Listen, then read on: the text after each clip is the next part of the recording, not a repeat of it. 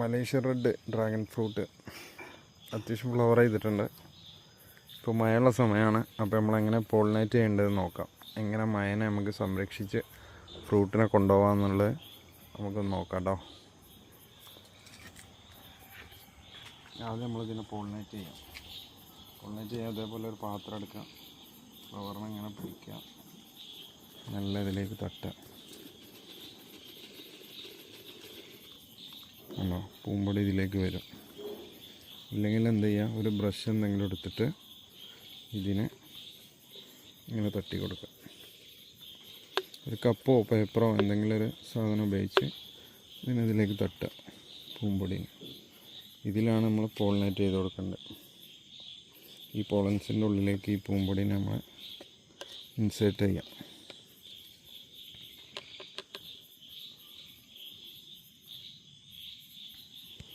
ഈ Malaysian red ഒരു cross variety അല്ല, എങ്കിലും നമ്മൾ പോളിനേറ്റ് ചെയ്ത് കൊടുത്താൽ ഫ്രൂട്ട് അത്യാവശ്യം സൈസ് കിട്ടും. അതിന് വേണ്ടിയിട്ടാണ് നമ്മൾ ഫ്രൂട്ടിനെ ഇങ്ങനെ പോളിനേറ്റ് ചെയ്യുന്നത്. അപ്പോൾ മഴക്കാലത്ത് നമ്മൾ ഈ ഫ്ലവർ ഇങ്ങനെ മുകളിലേക്ക് വിരിഞ്ഞ് നിൽക്കുമ്പോൾ ഇതിലേക്ക് വെള്ളമാവും. അപ്പോൾ അതിനെ നമ്മൾ സംരക്ഷിക്കാൻ വേണ്ടിയിട്ട് നമ്മൾ ഇതേപോലത്തെ ഒരു കവർ എടുക്കുക, അങ്ങനെ കവർ ചെയ്തില്ല. ഇത് ഇപ്പോൾ ഏകദേശം 10:30 സമയം. ഈ സമയത്താണ് നമ്മളിത് ചെയ്യണത്. ഇത് ഇല്ലെങ്കിൽ രാവിലെ മോർണിംഗിൽ ചെയ്താലും മതി. ഏകദേശം മോർണിംഗ് ഒരു 10:30 വരെയൊക്കെ ഈ ഫ്ലവർ ഇങ്ങനെ തന്നെ നിൽക്കും. അപ്പോൾ ആ സമയത്തിൻ്റെ ഉള്ളിൽ ചെയ്താലും മതി. മഴ ആകുമ്പോൾ ഫ്ലവർ ഇങ്ങനെ വിരിഞ്ഞ് കഴിഞ്ഞാൽ എന്തായാലും ഇതിൻ്റെ ഉള്ളിലേക്ക് വെള്ളം ഇറങ്ങിയാൽ ഇത് ഫ്ലവർ ചീഞ്ഞ് പോകും. അപ്പോൾ അതിന് നമ്മൾ എന്ത് ചെയ്യുക, ഇതേപോലെ കവറിടാം. ഈ കവറിനെ ഇങ്ങനെ കൂട്ടിയിട്ടാൽ മതി. ഈ ഫ്ലവർ വിരിയണതിന് മുന്നേ നമുക്ക് കവറിടാം.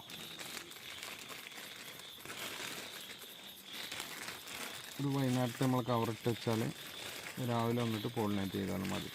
പോളിനേറ്റ് ചെയ്യണമെന്ന് നിർബന്ധമില്ല. പക്ഷേ ഈ ഫ്ലവറിനെ നമ്മൾ മഴക്കാലത്ത് വെള്ളം കയറാതെ സംരക്ഷിക്കേണ്ട നിർബന്ധമാണ്.